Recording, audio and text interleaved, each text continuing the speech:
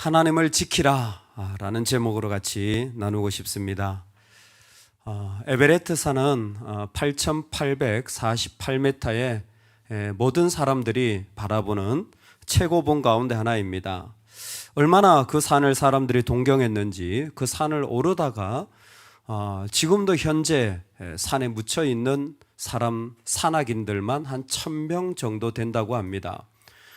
그분들의 시신을 네팔 정부에서 다 수습하여 가지고 본국으로 보내려고 하더라도 가족들이 그 사람은 산을 좋아했던 사람이기 때문에 그곳에 묻히길 원할 겁니다 라고 수습 자체를 거부해서 그냥 그대로 여전히 시신이 그 빙하 아래에 보존되고 있다고 합니다.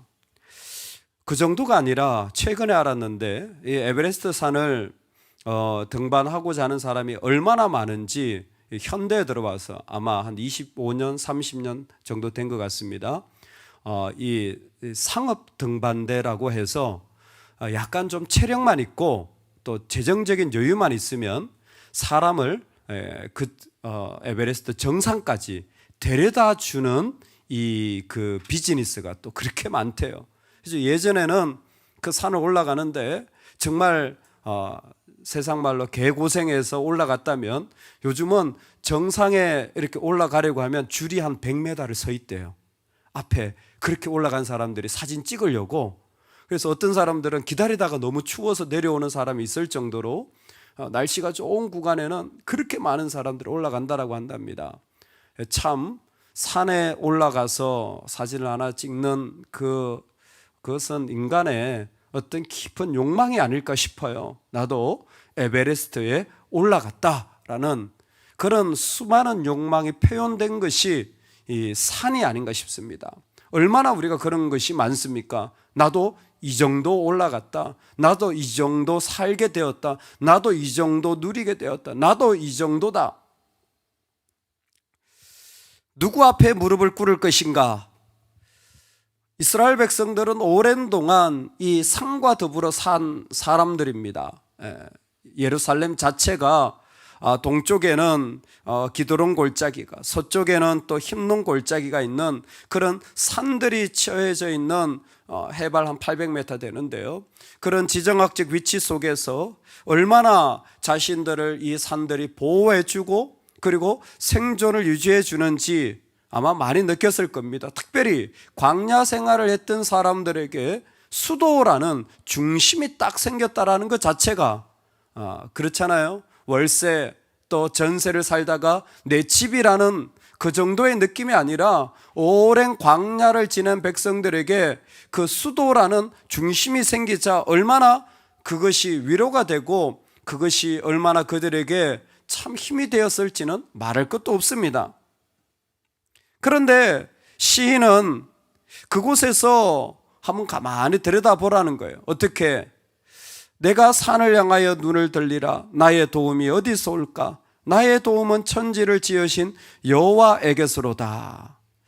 그 산이 참 그렇게 대단하지만 하나님이 나의 도움이시라는 겁니다. 할렐루야. 여러분, 우리의 도움은 하나님이십니다. 믿으십니까? 이게 참 잘 안 믿겨지는 경우가 많습니다. 하나님이 도움이 아니라 나도 좀 거대한 산이 있으면 좋겠는 거예요. 좀 거대한 산이 나를 딱 떠받치고 있으면 나도 힘이 날 것 같고 나도 살 것 같은 거예요. 우리는 그런 것들을 많이 원합니다. 그런데 1절과 2절을 지나서 3절부터 아마 우리의 그런 마음을 알았는지 급격한 변화를 하나 주는데 그게 무엇이냐면 나에서 너라는 단어로 바뀌어지게 되어져요. 가만히 보면 별거 아닌 것 같지만 나라는 단어에서 너라는 단어로 바꿔요. 근데 대상은 똑같습니다. 나예요. 내 자신을 향하여 처음에는 나의 도움이 어디서 올까 이렇게 얘기했는데 여호와께서 너를 실족하지 아니하시고 너를 지키시는 이가 졸지도 아니하시고 너를 지키시는 이는 내 오른쪽에서 너의 그늘이 되시고 낮의 해가 너를 상하게 하지 못하고 여호와께서 너를 지켜 모든 환난을 면하게 하시며 너의 출입을 지금부터 영원히 지키시리로다. 아멘.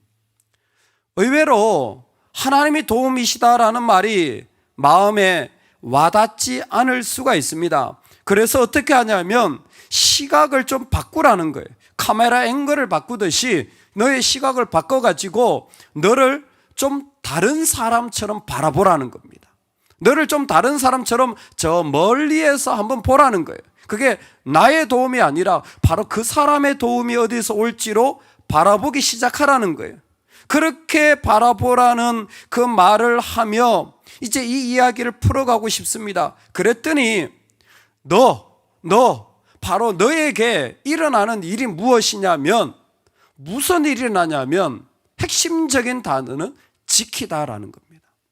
6번이나 너와 더불어서 일어나는 단어는 지키는 거예요. 졸지도 주무시지도 낮에와 밤의 달도 그리고 너의 출입을 영원까지 뭐예요? 지키신다라는 거예요.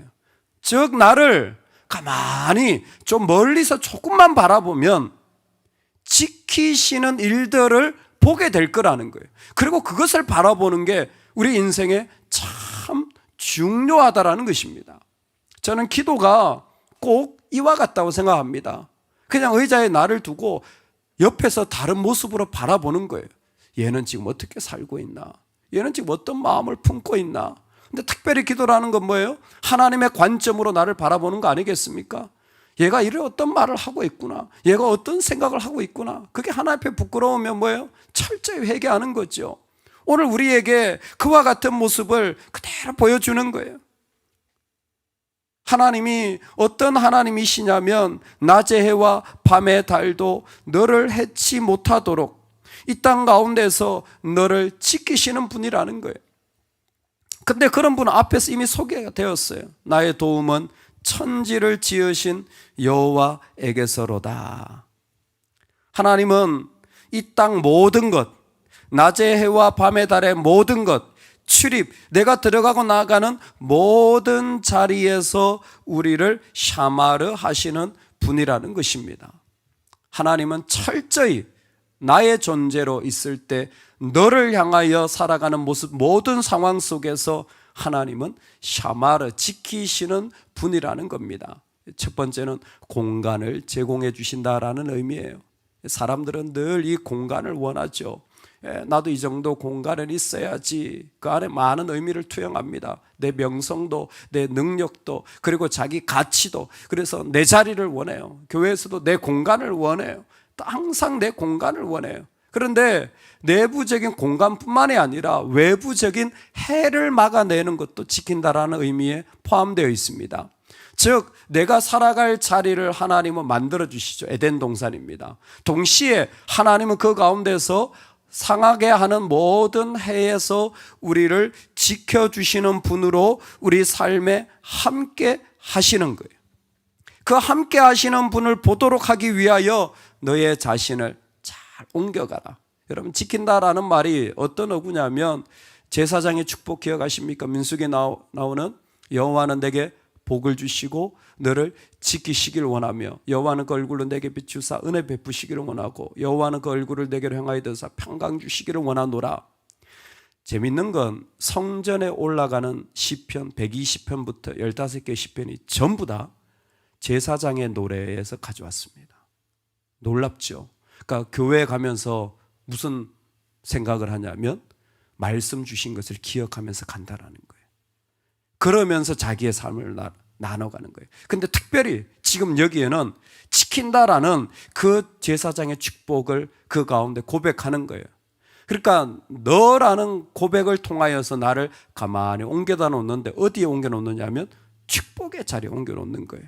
나를 축복의 자리에 옮겨 놓는 거예요. 그 축복의 자리가 뭐냐면 하나님이 나를 지키시는 바로 그 자리입니다. 하나님이 나를 어떤 해와 어떤 아픔에서도 나를 지키셔서 하나님이 만드신 모습으로 살아가도록 우리를 세워가시는 거예요. 이 부분 좀 설명이 덧붙여지면 좋을 것 같습니다.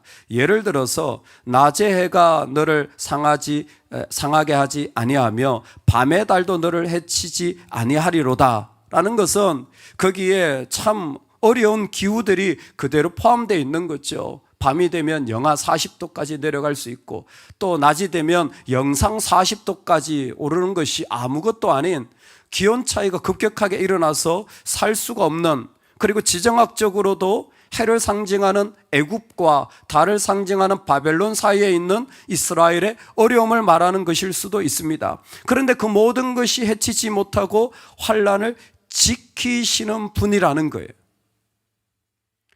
여러분, 하나님이 인간을 만드시고 첫 번째 하신 명령이 뭐냐면 너희는 이 에덴 동산을 두고 그것을 경작하며 지키라라고 명령하셨습니다. 하나님이 에덴 동산을 처음 만드셨을 때 인간을 그냥 두지 않고 거기에 잡을 뒀는데 그게 뭐냐면 너희들은 그 에덴 동산을 경작하며, 기억하십니까?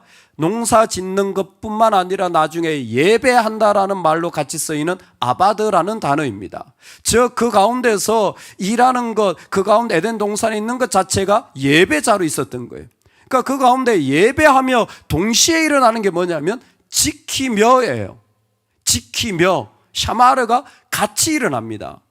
예배의 행위와 지키는 자리가 같이 일어난 거예요. 그러니까 예배와 동시에 일어나는 게 뭐냐면 에덴 동산에서는 하나님이 만드신 것을 지키는 게 우리의 중요한 자리인 거예요.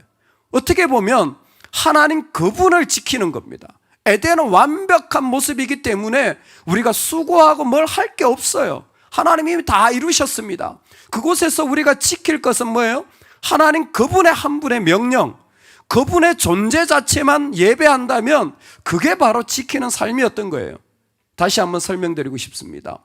원래 우리의 모습이 처음 하나님 만드셨을 때 원형이 뭐냐면 하나님 그분을 지키고 하나님 그분만으로 살아가는 그 자리를 세우셨던 거예요. 그게 아바드와 샤마르가 함께 나온 태초의 인간의 모습이에요. 예수 그리스도가 오셔서 죄를 회복하시고 그 모든 관계를 끊어버리시고 우리를 세우시는 자리가 어디입니까? 똑같습니다. 새 에덴. 바로 그곳에 우리가 하나님을 예배하고 하나님이 나로 하여금 살아가게 하는 그 자리에서 우리 하나님을 지켜나가는 것, 그것이 우리의 본질적인 모습인데 이 시편 기자는 지금 하나님이 나를 향하여 지키신다라는 표현을 통하여 바로 이것을 고백하고 싶은 거예요. 내가 살아가야 될 모습이 하나님이 나에게 하시는 그 모습인 거예요. 하나님이 나를 지키시고 내가 하나님을 지켜나가는 거예요. 이 세상에서 난 다른 것에 무릎 꿇지 않습니다. 산이 있다고 할지라도 그것에 무릎 꿇지 않아요. 문제가 크다고 할지라도 그것에 무릎 꿇지 않습니다. 나는 정면으로 하나님을 대면합니다. 그리고 하나님을 지키는 거예요. 그리고 그 하나님의 그 존재 앞에서 내 삶의 모든 것을 향하여 던져내는 겁니다. 얼마 전에 제 친구가 좀 낯간지러운 통화를, 남자들끼리 이런 얘기를 잘 하지 않는데 전화를 해서 제가 너무 바빠가지고 전화를 이렇게 왔는데 못하다가 그런 거 있잖아요. 한 4일 지났는데 어머 전화 못했네, 그런 경우. 그래서 다시 전화를 했어요. 그랬더니 무슨 일이 무회전에 그냥 보고 싶어서 전화를 했다. 그러면서 뭐 이런저런 얘기를 하다가 자기가 하고 싶은 얘기를 하더라고요. 친구 목사님인데 그냥 편하게 얘기를 해요. 전 목사, 내가 그렇게 사람을 좋아하는 스타일은 아니다. 목사인데도 나는 휴가 때도 집에서 혼자 쉬는 걸 좋아하고 그냥 가만히 집에 있는 걸 제일 좋아하는, 알잖아. 내가 그렇게 뭐 사교적인 사람도 아니고. 근데 내가 늘 만나면 재미있고 편하고 정말 기분을 좋게 하는 사람이 전 목사다. 참 신기했다. 옛날에 신학교 다닐 때 식당에서 저희는 동기가 800명이 점심시간에 800명이 밥 먹으러 줄을 쫙 서요. 저는 기억을 못하는데 이렇게 얘기를 하더라고요. 아니 그 줄 서서 밥 먹으려고 30분씩 기다리는데 유별나게 하여튼 그 식당 아줌마랑 농담하고 친하게 지내는 걸 보면 자기는 너무 신기했다는 거예요. 어떻게 이렇게 사람들하고 잘 지내고 재미있을까? 공부도 열심히 하고 막 낯간지럽게 막 그런 얘기를 하는 거예요. 그러면서 자기는 계속 옆에서 보면서 전 목사는 10,000명 목회할 거다. 할렐루야. 10,000명은 목회할 거다. 적어도 한 3,000명은 할 거다.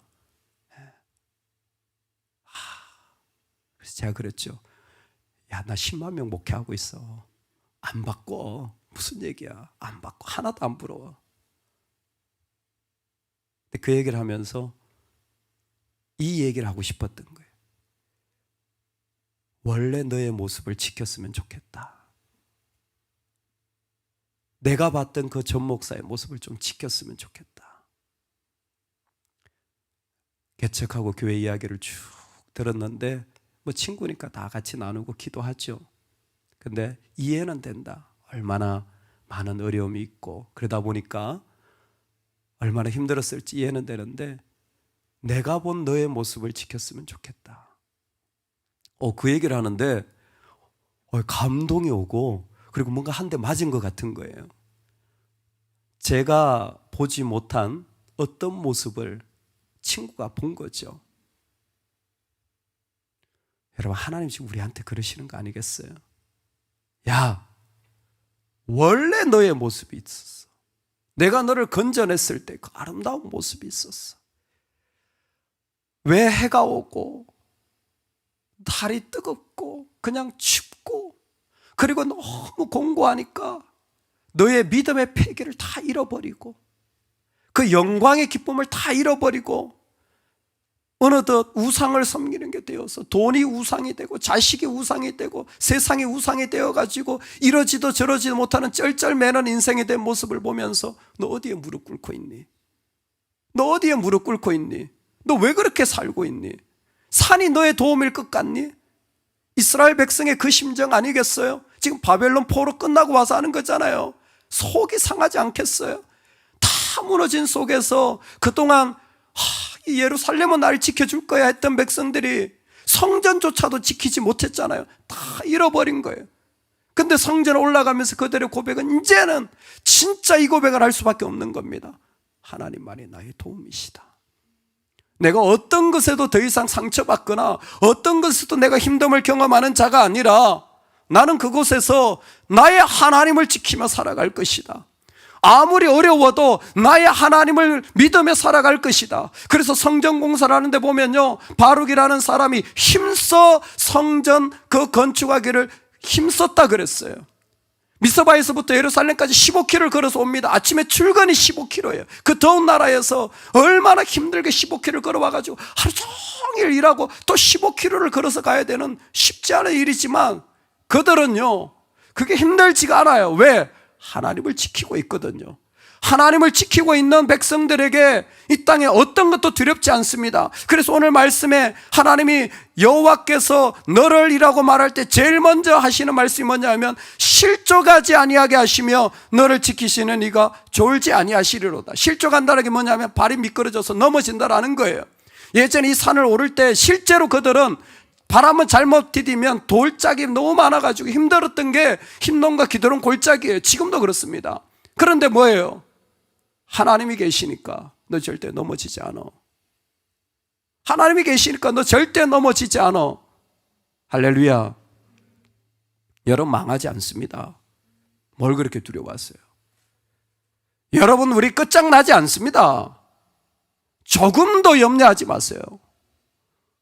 하나님이 우리가 발도 미끄러지지 않도록 나는 완전히 과당한 것 같은데 아니에요.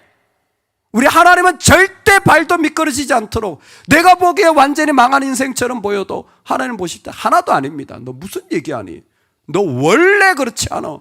내가 너를 세워가지고 그 동산을 지키게 하고 만들어가게 하는 하나님의 백성이야. 할렐루야. 오늘 우리가 이 땅에서 다른 것 아닙니다. 이 아침에 여러분 어떤 염려가 나를 삼키지 못하도록, 어떤 생각이 나를 삼키지 못하도록 이제는 에덴의 삶을 살아야 합니다. 하나님을 지키는 거예요. 어떻게 하나님을 지킵니까? 아바다하는 겁니다. 예배하는 겁니다. 예배하면 뭐 해야 됩니까? 하나님을 지키는 거예요. 샤마를 하는 겁니다. 오늘 그렇다면 이 땅에서 우리는 어떤 곳에도 상하지 않을 뿐만 아니라 하나님이 나에게 주시는 것들이 오히려 풍성하게 이루어지는 은혜가 있을 줄로 믿습니다. 여러분 하나님을 지키시는 은혜가 있기를 원합니다. 그분이 우리를 지키시기 때문입니다.